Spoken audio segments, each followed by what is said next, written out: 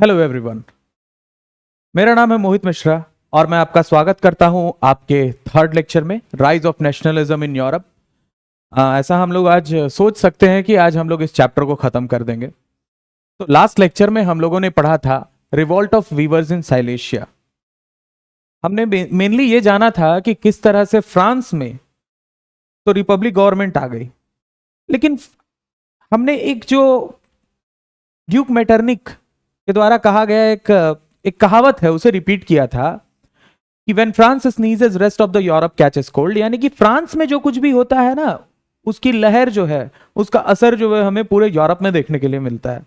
तो उसी को अभी हम लोग और आगे देखेंगे कि इसका असर पूरे यूरोप में कैसा होता है और किस तरह से पूरे यूरोप में जो है और भी जो राज्य हैं वो रिपब्लिक होते हैं या नहीं होते हैं, इसको हम लोग समझेंगे। लेकिन उससे पहले हमें जानने की जरूरत है यहां पे द रेवोल्यूशन ऑफ लिबरल्स 1848। तो हमने क्या देखा था ना कि जो फ्रांस में जो कुछ भी हुआ था, रेवोल्यूशन हुआ था, उसे किया था, उसे करने वाले कौन थे? तो ये थर्ड स्टेट के गरीब लोग थे। कौन हुए ये? थर्ड स्टेट के गरीब लोगों ने ये रिवॉल्यूशन किया था। ठीक है, लेकिन सर बात यहां पे ये है कि ये लिबरल्स कौन है? तो लिबरल्स हुए पढ़े लिखे एजुकेटेड लोग। ये जो थर्ड स्टेट के लिबरल्स थे, जरूरी नहीं है कि ये लोग एजुकेटेड होंगे, ये उतने एजुकेटेड नहीं थे, लेकिन ये जो लिबरल्स हैं ये पढ़े लिखे एजुकेटेड लोग हैं, रैशनल थिंकिंग वाले लोग हैं। तो क्या ये लोग जब रिवॉल्यूशन करेंगे तो क्या रिजल्ट्स जो है वैसे ही मिल पाएंगे हम लोगों को? इस चीज को भी हम लोग आगे देखेंगे। यानी कि जो पूरा जो प्रोसेस है कि फ्रांस के अलावा जितने और राज्य थे वो जब लिबरेट होते हैं, वो जब मोनार्की से बाहर निकलते हैं, तो क्या उन्हें भी कोई परेशानी होती है या वो आसानी से कर लेते हैं? हम लोग इसको समझेंगे। ठीक है, चलिए शुरू करते हैं। It was revolt led by educated middle class as the news from events of France sparked a fire for a republic state in various regions of Europe where independent nation state did not exist। यानी कि जब France में बातें हुई, France में भाई पता चला कि वो लोग तो रिपब्लिक बन गए, इंडिपेंडेंट नेशन स्टेट वो बन चुके हैं, तो यूरोप के जो अन्य राज्य थे, अन्य स्टेट्स थे जो किसी मोनार्की के कंट्रोल में थे, किसी निरंकुश राजा के कंट्रोल में थे, उनके दिमाग में आया कि चलो हम भी कुछ कर सकते हैं। तो ये जो पूरा का पूरा स्टेटमेंट है ये अपने आप में आपको बता देगा आगे होने क्या वाला है। अब इसका एग्जांपल हम लोग लेंगे जर्मनी से। सबसे पहला एग्जांपल हम लोग जर्मनी से लेंगे। आप जर्मनी मत समझिए, ऑस्ट्रो हंगेरियन अंपायर भी आप समझ सकते हैं इसे। तीन जो है एरियाज को मिला करके एक अंपायर जो है वहां पे वो रूल कर रहा था, इसको भी हम लोग देखेंगे। In Germany, middle class professionals made association to form an all German national assembly। यहाँ के जो मिडिल क्लास लोग थे, यानी कि जो लिबरल लोग थे, मिडिल क्लास लिबरल लोग, ये लोग एकजुट होते हैं वही फ्रांस के तर्ज पे, वहीं से मोटिवेट होकर के एकजुट होते हैं और ये लोग क्या करते हैं कि एक एसोसिएशन फॉर्म करते हैं। ठीक वैसा ही एसोसिएशन जैसा कि गरीब लोगों ने, जैसा कि थर्ड स्टेट के लोगों ने, याद कीजिए कि 1789 में फॉर्म किया था, नाम दिया था नेशनल असेंबली। तो इसी तरह से ये लोग भी फॉर्म होते हैं और एक एसोसिएशन को फॉर्म कर लेते हैं, बना लेते हैं। 18 मई की बात है 1848, 1848, elected representatives sat on Frankfurt parliament convened in the church of Saint Paul. तो सेंट पॉल का एक चर्च था, उसमें ये सारे लोग जो है मिलते हैं, एकजुट होते हैं, उसी को अपना पार्लियामेंट मान लिया कुछ देर के लिए। और इन्होंने क्या किया कि वहां बैठ करके डिस्कशन शुरू किया। डेट याद रखना जरूरी है। इन द फ्रैंकफर्ट पार्लियामेंट, याद रखिए कि फ्रैंकफर्ट पार्लियामेंट कौन से चर्च को बनाया गया है? Saint Paul's Cathedral. ठीक है, अब ये लोग बैठते हैं, यहां पे याद रखिए कि women were also admitted but only as observers. तो ये बात तो मैंने पहले भी आपको बता चुका हूं मैं कि विमेन के लिए कोई स्पेशल राइट्स या अधिकार तो उस तरह से थे नहीं, विमेन के लिए वोटिंग राइट्स भी नहीं थे। तो विमेन को लेकिन इसमें बैठने के लिए जगह दिया गया है, सिर्फ बैठने के लिए। याद रहे कि सिर्फ बैठने की जगह दी गई है, ये नहीं कि उनको भी अधिकार जो है दिया जा रहा है कि हाँ भाई आपको भी प्रॉपर्टी राइट्स दिए जाएंगे, आपको भी वोटिंग राइट्स दिए जाएंगे, आप बैठो। नहीं, उन्हें सिर्फ बैठने के लिए दिया गया है कि आप बस ऑब्जर्व करो चीजों को, आप बोल नहीं सकते हो। तो ये सही है गलत है? आप समझदार हैं कि ये गलत ही है। which describe that status of women as they were not given much importance during that era। अब इससे एक बात तो क्लियर है कि विमेन को अभी भी कोई इंपॉर्टेंस नहीं दिया जा रहा है। भाई ये वही विमेन है जिसने हमेशा जो है साथ दिया, हमेशा लड़ाई में, रिवॉल्यूशन में मर्द के साथ में कंधा से कंधा मिलाकर के चली, लेकिन इन्हें अभी भी कोई स्पेशल ट्रीटमेंट या पहचान नहीं दिया जा रहा है। अब दे ड्राफ्टेड अ कॉन्स्टिट्यूशन, कहां पे? फ्रैंकफर्ट पार्लियामेंट, यानी कि सेंट पॉल्स कैथेड्रल में ये लोग बैठ करके अपना खुद का एक कॉन्स्टिट्यूशन बनाते हैं and offered it to Frederick Wilhelm IV king of Prussia. तो उस समय के जो राजा थे फ्रेडरिक विल्हेम IV, उनके पास ये बड़े अदब से लेकर के जाते हैं और कहते हैं राजा साहब ये कॉन्स्टिट्यूशन है, क्योंकि पूरे यूरोप में अब ऐसा ही चलने वाला है, फ्रांस में भी ऐसा ही चला, तो हम लोग ये चाहते हैं कि आप जो है इस कॉन्स्टिट्यूशन को मान्यता दे दीजिए। यानी कि एक तरह से अगर सिंपल लैंग्वेज में कहें तो कॉन्स्टिट्यूशनल मोनार्की के लिए ये लोग विल्हेम IV के पास जाकर के डिमांड करते हैं कॉन्स्टिट्यूशन देते हुए कि हमें भी कॉन्स्टिट्यूशन के हिसाब से चलना चाहिए। लेकिन ये लोग याद रखना कि ये पढ़े लिखे लिबरल्स हैं, ये कुछ भी काम को कर रहे हैं तो एक नियम के दायरे में कर रहे हैं, इनको नियम तोड़ना नहीं आता है, इनको लड़ाई झगड़ा करना या तोड़फोड़ करना उतना नहीं आता है, ये किसी भी चीज को आराम से करना चाहते हैं। ठीक है, he rejected it and joined other monarchs to oppose the elected assembly of middle class. वो क्या करता है कि जो अलग मोनार्क्स थे उनके साथ में जुट जाता है, उनके साथ हाथ मिला लेता है, कहता है कि ये तो मैं नहीं दूंगा। यानी कि अगर यहां पे मोनार्की है, अगर यहां पे एक राजा की मर्जी से सब हो रहा है और अगर यहां कॉन्स्टिट्यूशन नहीं आना है तो फिर कॉन्स्टिट्यूशन नहीं मिलेगा तुम लोगों को। तो इस चीज को लेकर के ये जो है और मोनार्क के साथ में एकजुट हो जाता है। तो यहां पे आप समझ सकते हैं कि ये जो मिडिल क्लास जो लेकर के गए, एक भीड़ के साथ ये लोग गए वहां पर, फ्रेडरिक विल्हेम IV को इन्होंने कहा कि ये कॉन्स्टिट्यूशन लो, इसे लागू कर दो, उसने सीधा रिजेक्ट कर दिया। तो भाई ये तो प्यार से तो पेश आने से ये राजा समझा नहीं, यही अगर मिडिल क्लास होते शायद विरोध करते, विद्रोह करते, आग लगा देते, तो मे भी समझ में आ जाता इनको भी। चलिए आगे देखते हैं इसके आगे क्या हुआ। और जो मेंबर्स थे असेंबली के, जो लोग की कॉन्स्टिट्यूशन लेकर के गए थे, the members of the assembly were forced out of the building bye army. तो अपनी आर्मी को बुला के राजा ने कहा कि ये कौन घुस गए, इनको बाहर भगाओ, बाहर भगाओ इनको। तो भाई बाहर भगा दिया इन्होंने।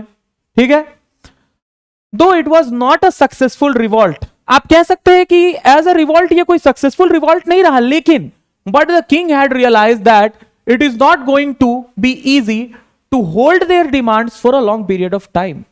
लेकिन राजा को या मोनार्क को यह बात समझ में आ चुकी थी कि ये कोई आसान काम नहीं होने वाला है, कि आप बहुत दिनों तक इनके डिमांड को रोके रह पाएंगे, थामे रह पाएंगे। यानी कि आज ये लोग अगर मेरे महल के, मेरे पैलेस के दरवाजे तक आ गए हैं तो कल मेरा गर्दन भी पकड़ सकते हैं। ये बात कहीं ना कहीं उसने भी समझ ली। अब देखते हैं making of Germany and Italy. तो जर्मनी को हम लोग पहले देखते हैं, ठीक है, कि अब जर्मनी जो है वो कैसे एक रिपब्लिक बनता है या आजाद होता है, उस प्रोसेस को हम लोग देखेंगे। यहां पे आपके किताब में भी ये सवाल किया गया है, can army be the architect of a nation.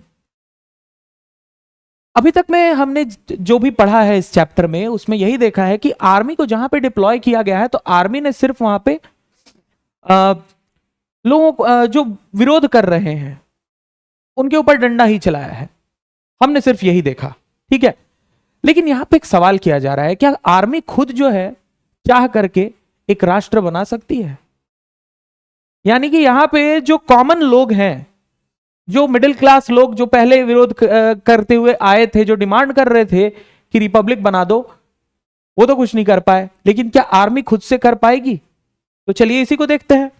As we have discussed earlier that in 1848 Germans tried to unite the different regions of German Confederation into a nation state, but they were repressed by combined forces of monarchy and the military। तो इसके पहले जो हमने देखा कि जो German confederation, जो लोग थे मिडिल क्लास के, उन्होंने यूनाइट करने की कोशिश की, लेकिन उन्हें रोक दिया गया मोनार्क्स से।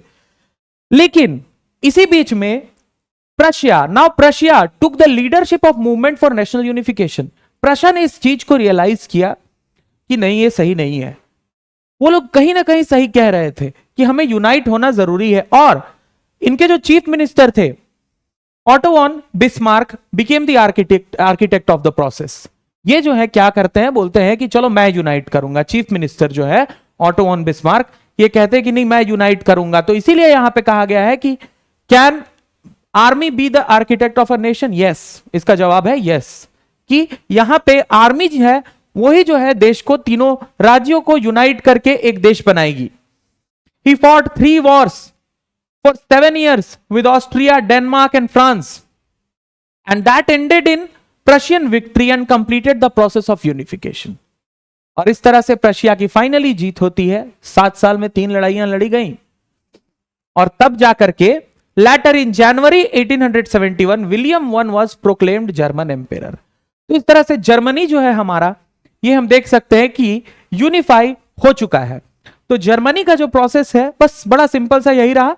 इसमें आपको बस एक बात याद रखनी है कि जर्मनी में मिडिल क्लास लोगों ने विरोध किया, डिमांड किया, लेकिन मिडिल क्लास की डिमांड को पहले जो है खारिज कर दिया गया। लेकिन फिर वहां खुद मोनार्क ने, वहां की खुद आर्मी ने जो है, जो मिडिल क्लास खुद करना चाह रहे थे उसको वहां पे खुद से करके दिखाया। तो इसीलिए यहां पे कुछ वैसा बहुत परेशानी हुई नहीं। हाँ, लेकिन ये थोड़ा सा अलग रहा, फ्रांस के मुकाबले अगर देखा जाए थोड़ा अलग रहा। जर्मनी के बाद जो है हम लोग देखेंगे इटली कि यूनिफिकेशन कैसे होता है भाई इटली का। तो चलिए इसके लिए सबसे पहले हम लोग जो है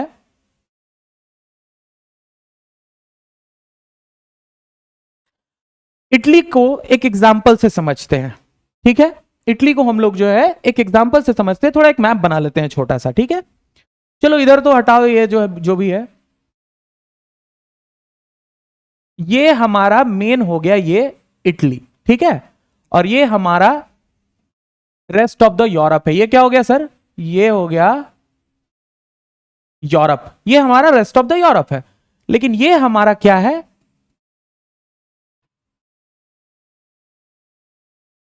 इटली। ये हमारा इटली है सर। ठीक है, इटली को भी हम लोग क्या करेंगे कि पहले इटली को हम लोग समझेंगे, इसकी ज्योग्राफी को समझेंगे। यहां पे कुछ आइलैंड्स हैं, सार्डिनिया, पिडमॉन्ट इनको हम कहेंगे, सार्डिनिया, पिडमॉन्ट। अब इटली जो है उस वक्त 3 भाग में बटा हुआ था, 1, 2 और ये 3। ये एक भाग, ये दूसरा भाग और ये तीसरा भाग। 3 भाग में क्या है? इटली बटा हुआ है। क्या है? तो चलिए देखते हैं। तो आप यहां पे देखेंगे the north part of Italy as shown in the map below was in the control of Austrian empire. जो नॉर्थ पार्ट था इटली का वो किसके कंट्रोल में था? ऑस्ट्रियन एम्पायर के। ये नॉर्थ है, ठीक है, ये नॉर्थ पार्ट है। ये किसके कंट्रोल में है? ऑस्ट्रियंस के कंट्रोल में है। और ये जो हमारा साउथ यानी कि सदर्न इटली है, इसको अगर हम देखते हैं तो ये किसके कंट्रोल में है? Under Spanish rule. तो ये किसके कंट्रोल में हो जाएगा सर? स्पेनिश के कंट्रोल में हो जाएगा।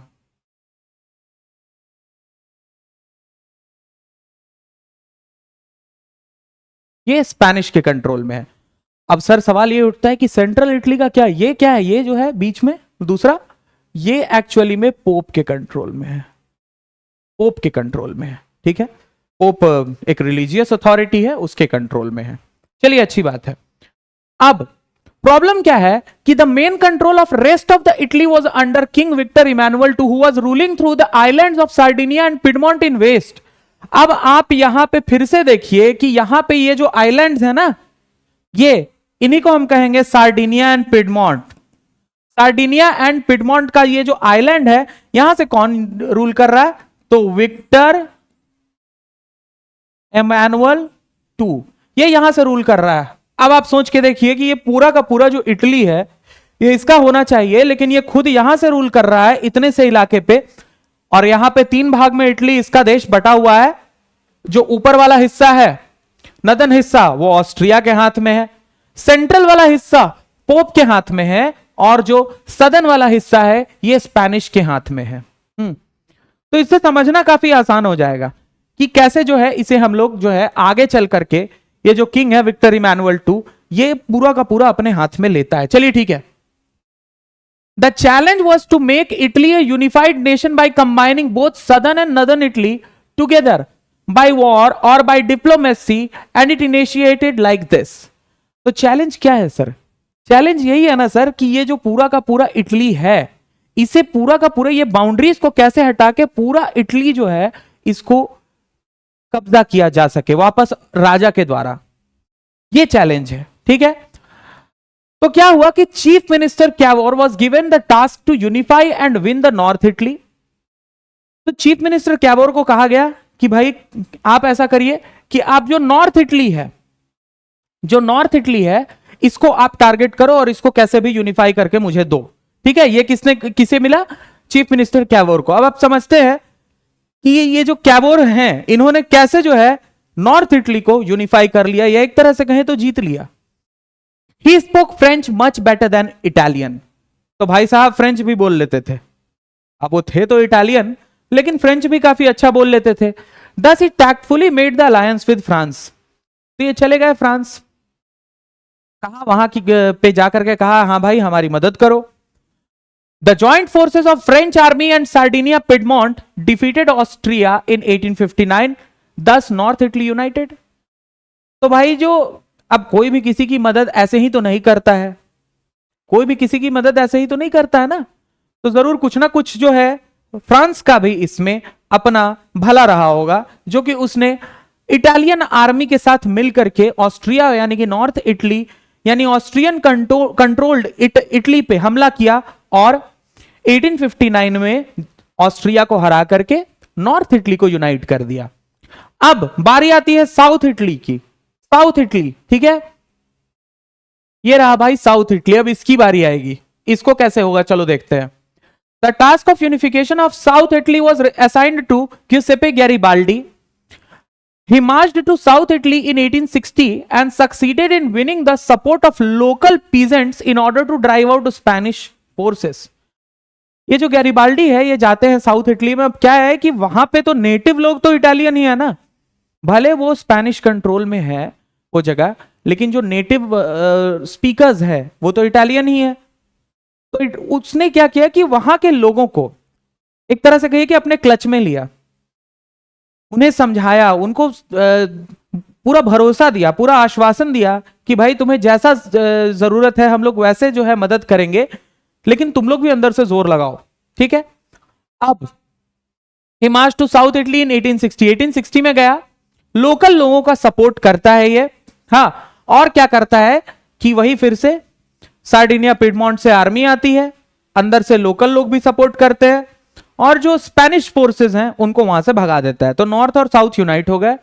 As far as the central part of Italy is concern, it was under Pope's control who peacefully surrendered to the Italian king. तो पोप ने कहा कि भाई जब तुमने नॉर्थ और साउथ ले ही लिया है तो ये सेंट्रल पार्ट के लिए क्यों इतना परेशान हो रहे हो, ले लो भाई, क्या दिक्कत है, तुम्हारा ही है, ले लो। In this way, in 1861, Victor Emmanuel II was proclaimed king of United Italy। तो इस तरह से भाई इटली जो है वो यूनाइट हो जाता है। ठीक है। तो इटली का कहानी भी बहुत इंटरेस्टिंग रहा हमारे लिए। ये देखिए इस तरह से था।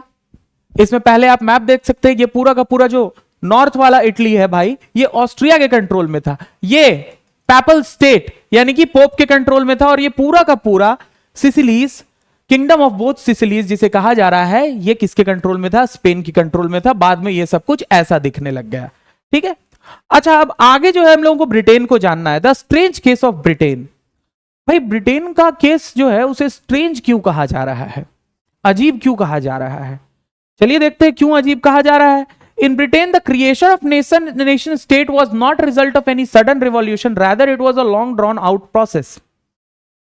अभी तक हमने जहां भी देखा, हमने फ्रांस देखा, काफी एक लंबा प्रोसेस रहा, जर्मनी में भी काफी लंबा प्रोसेस रहा और इटली में भी काफी वक्त लगा है, लेकिन ब्रिटेन में was not result of any sudden revolution, that was a long drawn out process। ये कुछ ज्यादा ही लंबा प्रोसेस चला गया। ठीक है, कुछ ज्यादा ही लंबा रहा। कैसे? क्योंकि एक एक करके पार्ट बाय पार्ट जो है ब्रिटेन वो यूनिफाई हुआ है, जो आज यूनाइटेड किंगडम हम लोगों को देखने को मिल रहा है। Initially there were only the ethnic groups in Britain such as English, Welsh, Scot and Irish. तो जो प्रेजेंट डे जो ब्रिटेन है वहां पे तो आपको पता है वहां शुरू से इंग्लिश थे। अगर आप उसके नॉर्थ में जाते हैं तो आपको वहां पे आयरलैंड मिलता है, आयरिश लोग वहां पे रहते थे। फिर वहां पे स्कॉट्स थे, स्कॉटलैंड वहां पे स्कॉटिश थे, और जो वहां जहां पे वेल्स है वहां पे वेल्श एथनिसिटी के लोग जो है रहते थे। तो इतने सारे लोग वहां पे अलग अलग रहते थे, ये यूनिफाइड नहीं थे। अब इनको कैसे यूनिफाई किया गया एक में चलिए समझते हैं। It all began after the English grew in wealth and acquired immense power, and firstly it formed an English parliament who peacefully seized power from monarchy in 1688। तो चलो भाई, इंग्लैंड में जो मोनार्की को हटा करके एक रिपब्लिक गवर्नमेंट लाया गया, ये तो बड़े पीसफुल तरीके से हुआ। यूं कि अब आपको पता है कि इंग्लिश जो है हर जगह पे ऑक्यूपेशन कर रहे थे, अफ्रीका हो, भारत हो, कोई जगह वो लोग छोड़ नहीं रहे थे। ट्रेड पे काफी ज्यादा फोकस कर रहे थे, पैसा काफी आ रहा था, तो पावरफुल काफी हो गए थे। तो उन्होंने क्या किया ना कि मोनार्क को जाकर के सीधा सीधा कह दिया, उन्होंने लड़ाई नहीं लड़ी, उन्होंने सीधा जाकर के कहा कि राजा रानी आप लोग रहोगे, लेकिन ये जो पावर है ना, ये जो रूलिंग है, यानी कि जो टेंशन वाला पार्ट है, ये हम आपसे ले रहे हैं, ये जो है हम आपसे लेना चाहते हैं। तो राजा रानी को भी लगा बात तो सही है, ये रूल करने में टेंशन भी बहुत है। तो इन्होंने क्या किया कि 1688 में पीसफुली जो है वहां पे पावर को सीज कर लिया गया मोनार्की से। तो ब्रिटेन के अंदर में मोनार्की हटाने के लिए कोई लड़ाई नहीं लड़नी पड़ी। लेकिन इसके बाद यहां पे और भी इसमें जो है स्टेट्स आकर के जुड़ने वाले हैं। Later England imposed its influence on Scotland by getting them signed Act of Union 1707। 1688 में ब्रिटेन से एक तरह से कहो कि वहां से मोनार्की गई, यानी कि रिपब्लिक गवर्नमेंट आ गया। 1707 ने इन्होंने क्या किया कि स्कॉटलैंड को पकड़ा और हम लोग भाई भाई ये वो बोल करके एक एक्ट ऑफ यूनियन साइन करा लिया। एक्ट ऑफ यूनियन मतलब था कि एक ऐसी संधि जिसमें कि वो लोग जो है साथ रहते। अब आप मान लीजिए कि मैं किसी को कहता हूं कि हम लोग साथ में रहेंगे, लेकिन अगर मैं उस पर कल को चल करके डोमिनेट करने लग गया या वही मुझ पर डोमिनेट करने लग गया, तो क्या साथ रह पाएंगे? नहीं रह पाएंगे। तो ये एक्ट ऑफ यूनियन जो है ये साइन कराया गया, उसको एक तरह से कहिए कि बेवकूफ बना करके दे कंटिन्यूड सप्रेसिंग स्कॉटलैंड्स डिस्टिंक्टिव कल्चर। अब एक बार एक्ट ऑफ यूनियन साइन हो गया, ठीक है, स्कॉटलैंड जो है ब्रिटेन का एक हिस्सा बन गया। तो उन्होंने क्या किया कि भाई जो उनका जो कल्चर है उसको सप्रेस करने लग गए। And political institutions were Catholic clans were highly suppressed as Britain was a Protestant dominated nation. अब बोलोगे सर ये कैथलिक और प्रोटेस्टेंट क्या है? तो क्रिश्चियंस में कैथलिक क्रिश्चियंस होते हैं और प्रोटेस्टेंट क्रिश्चियंस होते हैं।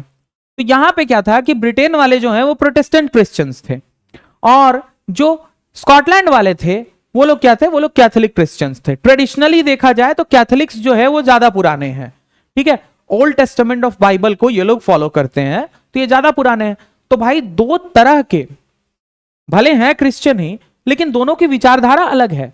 प्रोटेस्टेंट्स जो है वो काफी नए ख्यालात के हैं, और जो कैथोलिक्स हैं वो ट्रेडिशन पे बहुत ज्यादा यकीन करते हैं।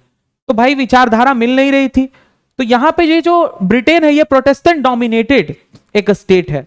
इन्होंने क्या करने लग गया भाई, ये लोग की सप्रेस करने लग गए। किनको? स्कॉटलैंड को ये लोग सप्रेस करने लग जाते हैं, ठीक है। अब क्या होता है कि आपने देख लिया कि एक्ट ऑफ यूनियन 1707 का बुरा प्रभाव, अच्छा तो प्रभाव कह नहीं सकते हैं, स्कॉटलैंड पर पड़ने लग गया है। अब देखिए आयरलैंड को कैसे लपेटा जा रहा है। Ireland was also a country which was divided between Protestants and Catholics. अब आयरलैंड एक ऐसा देश है, ये मान लीजिए अगर आयरलैंड है तो ये प्रोटेस्टेंट्स और कैथलिक्स में डिवाइडेड है, ठीक है, प्रोटेस्टेंट्स और कैथलिक्स में डिवाइडेड है। The English helped Protestants of Ireland to establish their dominance over a largely Catholic country. अब क्या कर रहे इंग्लिश जो है, ये मान लो कि ब्रिटेन है, ये ब्रिटेन है, और यहां पे क्या है, यहां प्रोटेस्टेंट्स हैं। ये यहां के प्रोटेस्टेंट्स को मदद करना चाहते हैं ताकि ये एक लार्जली कैथोलिक जो एक स्टेट है वहां पे प्रोटेस्टेंट्स जो है वो पावर में आ सके, वो हेल्प करना चाहते हैं, ठीक है। After a failed revolt by Wolfe Tone and his United Irishmen 1798 Ireland was forcibly incorporated in United Kingdom in 1801। तो यहां पे भी क्या चल रहा है कि जो वुल्फटोन है वो आयरलैंड के एक रिवॉल्यूशनरी है, और वो ये नहीं चाहते हैं किसी भी हालत में कि हम लोगों को ब्रिटेन के साथ में मिलाया जा सके, क्योंकि हमारा एक डिस्टिंक्टिव कल्चर है। तो वो कल्चर जो है वो कल को क्रश नहीं होना चाहिए, इसीलिए वो ब्रिटिश जो गवर्नमेंट है उसकी बात को नहीं सुन रहे हैं, वो उसके साथ में मिलना नहीं चाहते हैं। लेकिन फिर भी इन्होंने काफी लड़ाई लड़ी, काफी विरोध किया, लेकिन कुछ हुआ नहीं। 1798 में जो है वो नहीं 1798 नहीं 1801 में आयरलैंड को जो है फोर्स से इनकॉर्पोरेट कर लिया गया ब्रिटेन में। ये बात भी अब आपको समझ में आ गई कि पहले जो है स्कॉटलैंड, उसके बाद आयरलैंड, ये हो क्या रहा है, एक एक करके सबको जीते जा रहे हैं। ठीक है, इसीलिए इसे कहा जा रहा है स्ट्रेंज केस ऑफ ब्रिटेन, कि किस तरह से अजीब तरीके से ये हो रहा है।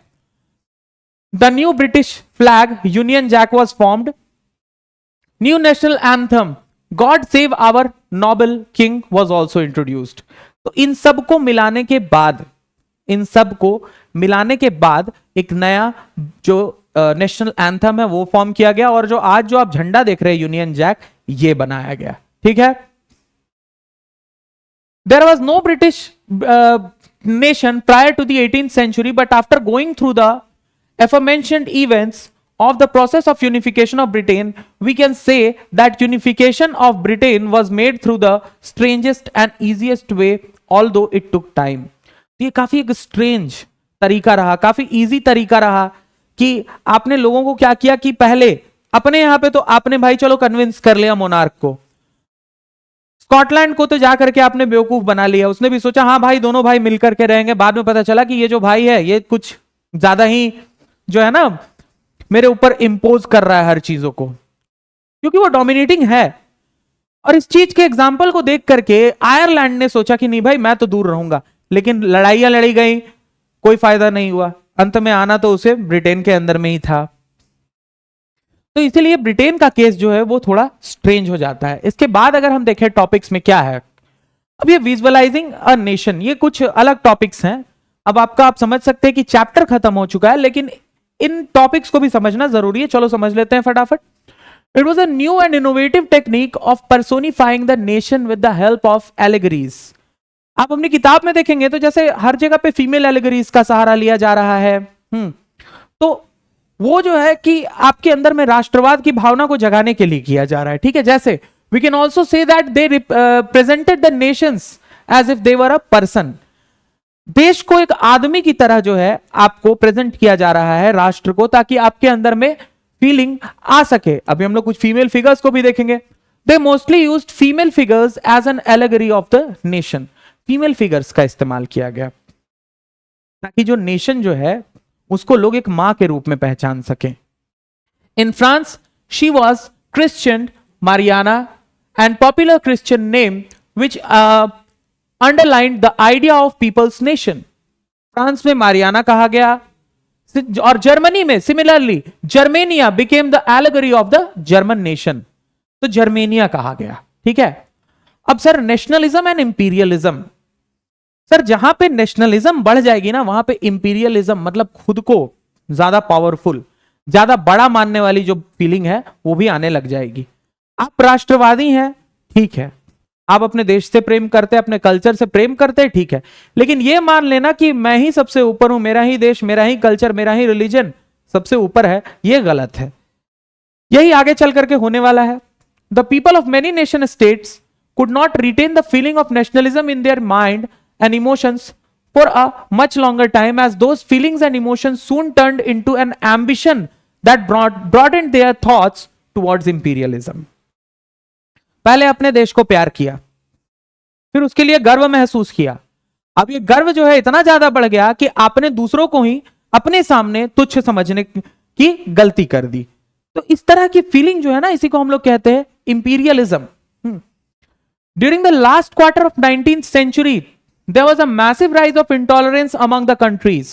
अब सर देखिए आपकी जो 1870 के बाद का जो दौर रहा, ये इतने सारे नेशन स्टेट्स तो बन गए यूरोप में, लेकिन अब इनके आसपास होने से, इनके एक साथ होने से दोस्ती से ज्यादा जो है आप देखेंगे कि टेंशंस जो है वो देखने को मिल रहा है। The most serious outburst of nationalist tension was emerged in Europe during 1871 in the area called Balkans. चलिए सर बॉल्कन्स को एक बार मैं आपको समझा देता हूं, ठीक है। तो बॉल्कन्स को समझने के लिए आपको सबसे पहले एक छोटा सा मैं वर्ल्ड मैप यहां पे ड्रॉ कर देता हूं। ये मान लेते हैं कि हमारा अफ्रीका है, ठीक है, और ये हमारा यूरोप, ये हमारा यूनाइटेड किंगडम हो गया, और ऐसे करके ये यहां से मान लिया जाए ये भारत है, ठीक है, ये श्रीलंका हो गया, और इधर जो है इधर हमें जरूरत नहीं है, ठीक है। तो ये हमारा हो गया साउथ अफ्रीका, ये पूरा का पूरा हमारा हो गया यूरोप, और ये हमारा पूरा का पूरा हो जाएगा एशिया, ठीक है। ये हो गया हमारा एशिया। अब बॉल्कन्स को समझते हैं सर। तो सर आज आपने सुना होगा कि ये जो रीजन है इसको हम लोग कहते हैं क्या, मिडिल ईस्ट कहते हैं। क्या कहते हैं सर, मिडिल ईस्ट, ठीक है। तो यहां पे एक्चुअली में आप देखें तो बहुत सारे छोटे छोटे कंट्रीज हैं, बहुत सारे छोटे छोटे कंट्रीज हैं। तो बॉल्कन्स जो है ये जो रीजन है इन्हें ही कहा जा रहा है यहां पे, ठीक है। अब आप देखें the Balkan region of that time is presently comprised of Romania, Bulgaria, Albania, Greece, Macedonia, Croatia, Bosnia, Herzegovina, Slovenia, Serbia, Montenegro. Their inhabitants were broadly known as Slavs. इन्हें Slavs कहा गया है, ठीक है, slave नहीं, Slavs, ठीक है। During 19th century, Ottoman Empire was trying to strengthen itself during modernization and internal reforms. अब 19th सेंचुरी के ही समय में आपको याद होगा कि यहीं पे एक ऑटोमन एम्पायर भी था सर, जो भी प्रेजेंट डे टर्की है ना, तो उसके अलावा कुछ और एरियाज को अक्वायर करके यहां पे क्या था, एक ऑटोमन एम्पायर था।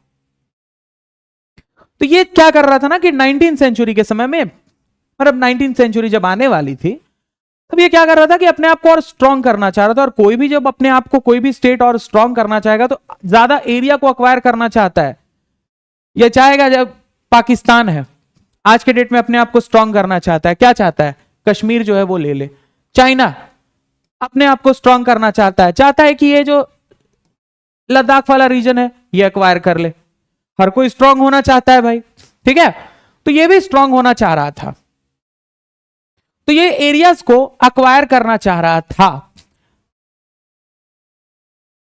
Still, its European subject nationalities broke away from its control and became independent. लेकिन अब यहां पे देखने वाली बात आप फिर से देख लें कि ये जो एरिया है बॉल्कन, ये आधा एक तरह से आप समझे तो इधर यूरोप में आ रहा है। तो इसके जो यूरोपियन सब्जेक्ट्स थे वही फिर से ग्रीस वाली कहानी कि हमें तो भाई हमारे क्रिश्चियन भाई इधर है तो हमें इधर रहना है। हालांकि ये जो है ये ऑटोमन एम्पायर चाहेगा नहीं कि इससे कोई राज्य अलग होकर के यूरोप में चला जाए, जस्ट बिकॉज क्योंकि वो क्रिश्चियन स्टेट है, वो तो चाहेगा नहीं ना। तो जो यूरोपियन सब्जेक्ट्स हैं ये लोग, इन लोगों ने कहा कि भाई हम तो आजादी लेकर रहेंगे। The Balkan people based their claims through history that they had once been independent. Thus it became an area of intense conflict as the Balkan countries were fiercely jealous of each other as well. अब भाई वो कह रहे हैं कि हम आजाद होंगे, हम यूरोप के साथ में जाकर के मिल जाएंगे, तुम हमें नहीं रोक सकते हो। फिर अब कहने लग गए कि हम पहले इतिहास बताने लग गए कि हम लोग पहले जो है क्या थे, आजाद थे, ठीक है। Claims through history that they had once been independent, तो हम लोग फिर से आजाद होना चाहते हैं। और प्रॉब्लम क्या है ना कि जो आसपास के जो देश हैं उनमें किसी में बनती नहीं है, सारे के सारे जो है एक दूसरे से क्या है भाई, जेलस है। तो the countries also hope to gain more territory at the expense of others. ये भी चाह रहे हैं कि अगर ठीक है आजादी मिले जब, तो हम लोग बगल वाली कंट्री का भी थोड़ा एरिया जो है क्लेम करके ले ले कि हाँ ये तो हमारे दादाजी की जमीन थी, क्या करके, ठीक है। तो ज्यादा एरिया को लेना चाह रहे हैं, अक्वायर करना चाह रहे हैं। And it became a scene of big power rivalry. बस सर यही होना था, ये लड़ाई ही जो है, आपस की लड़ाई जो है एक बिग पावर राइवलरी में कैसे बदल गई। मान लो कि छोटे बच्चे हैं, लड़ाई करते हैं, छोटे बच्चे हैं 4-5 क्लास में पढ़ते हैं, आपस में लड़ाई करते हैं। अब एक बच्चा क्या करता है, जाकर के 10th क्लास के किसी भाई को बुला के ले आता है कि चलो भाई मेरी तो लड़ाई हो गई। अब वो 10th वाला आ जाएगा वहां बच्चों के साथ लड़ाई करने के लिए, डांटने लगेगा। तो एक और बच्चा है वो भी अपने बड़े भाई को बुला करके ले आएगा। तो पता चला ये जो छोटे बच्चों की लड़ाई थी इसमें 10वीं क्लास के 2 बच्चे लड़ने लग गए। तो ये तो एक बिग कंट्री राइवलरी की तरह जो है वो तो ऐसे ही कुछ नजर आएगा कि भाई यहां पे big powers like Russia, Germany, England, Austro Hungary were keen on countering the hold of other powers over the Balkans, as there was a great rivalry among the big European powers over trade, military and naval might.